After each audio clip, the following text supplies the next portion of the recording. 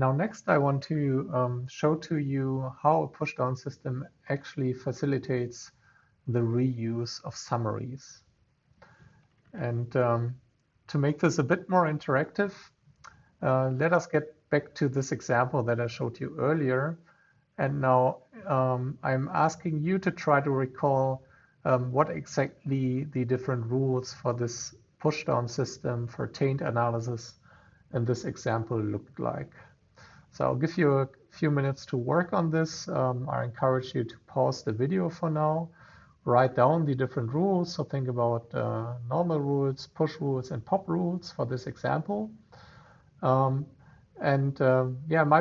maybe try to compute them in an order in which also the analysis would typically traverse this kind of program with the different call sites. And maybe you are already seeing some certain effects. And if not, it's not that big of a problem because I will explain the solution to you in just a few seconds. So pause the video now and then we will continue. Okay, now I'm assuming that you have completed your little exercise. So what you see on this slide now is again the set of rules that would be computed for this example. We have some initial normal rule that is just telling us how the taint carries from line 1 to line 2. And then next we have some push rule, right? That is modeling the first call. So given that T is tainted at line 1, we now know that V is tainted at line 5 in the context of line 2.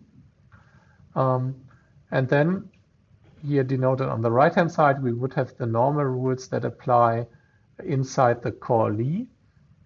And so these normal rules, yeah, they are essentially path edges, or I should rather say they're actually flow functions, right? Like I explained, they go from one statement to the next, right? So they model individual data flows, and then when the post-star algorithm saturates this, it will essentially combine these two path edges.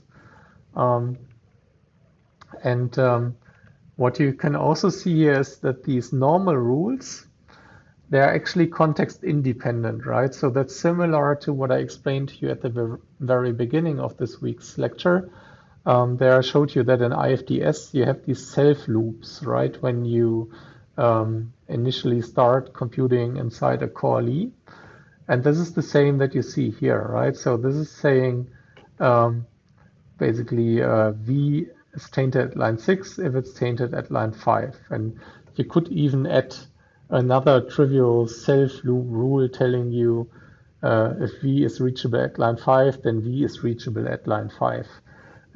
Typically, this is omitted in implementations, but you could do it, right? It wouldn't make it wrong.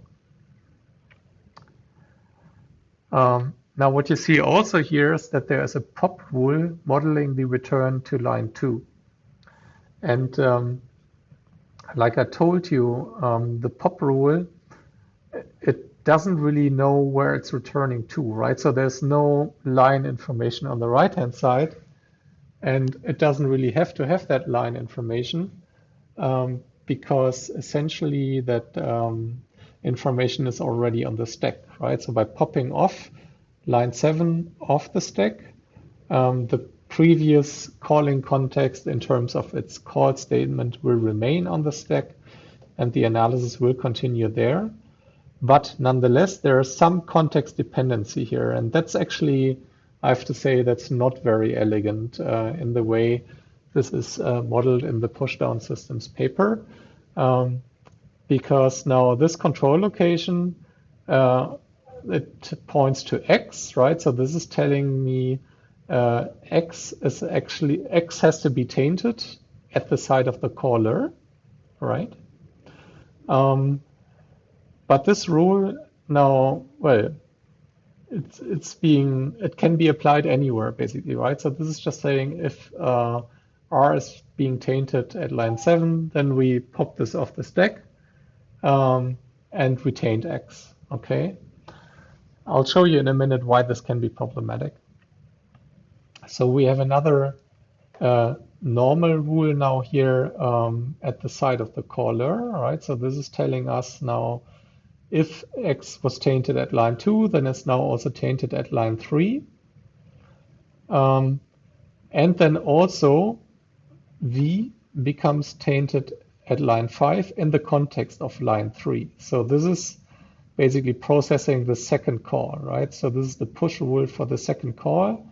It's the same push rule as above, the very same one, except for the calling context, right? This is now in the context of line 3, and previously we had line 2. And what you will see now, and that's now the positive thing about using pushdown system. Now, normally you would have to create this kind of rule again for the callee, but it already exists, right? So we are basically caching these rules. They have already been created. And because these rules have already been created, we can simply detect a cache hit, basically. And then we also won't need to recreate these rules down here, right? So in particular, this rule that does not need to be recreated, that already exists. So we are now reusing these normal rules here. But we still require a new pop rule. Why is this? Because in this particular calling context at line 3, if I actually go back a single slide here, let me go back. At line 3, you will see that we actually need to taint y and not x as we did before, right? So here we need to taint a different variable, and that needs to be encoded in this pop rule down here, right? So if we were to apply this pop rule, that would be wrong, right? Well, it would probably not even hurt in this particular example, but it could hurt in another example, right? Because here we want to actually taint y and not x. And in particular, at this point, we wanted to taint x, but not y. And this is actually also why pushdown systems, if you look at how they are defined also in the paper, they're actually a bit problematic because they can lead to some over-tainting here, right? So if you were to just establish these rules and blindly apply them, like I said, the rule itself, it doesn't really tell you at which particular calling context it should be applied. And therefore, well, it could be that we apply this rule at the second call site and this rule at the first call site, for instance, right? And then the taints would be swapped. Typically, if you apply this blindly, then both rules will be applied at both call sites, right? So that's why you then get some over-tainting. So you get something that is sound, but it's probably a little bit less precise than it could be. And you can think about how this could be fixed, right? So for instance, one possibility would be to actually allow rules to match on a bit more than just the top element, right? So for instance, this rule, it could match not only on line 7, but actually also onto the calling context L2. And then only if this matches, we would taint X and not in other contexts. Would be one possibility. There are probably others. Anyway, so once this is done, we have then tainted successfully. Sorry, that's a mistake. That should be variable y. We have successfully tainted y in this calling context, and therefore we're actually done with this particular example, right? So if we again draw a comparison to IFDS, then flow functions in IFDS, they basically correspond to these normal rules in the pushdown system. IFDS path edges, they are represented within the automaton, so they are essentially computed by the post-star algorithm. And at a second call site to the same procedure, if a rule already exists, it is not computed again. And that is important, right?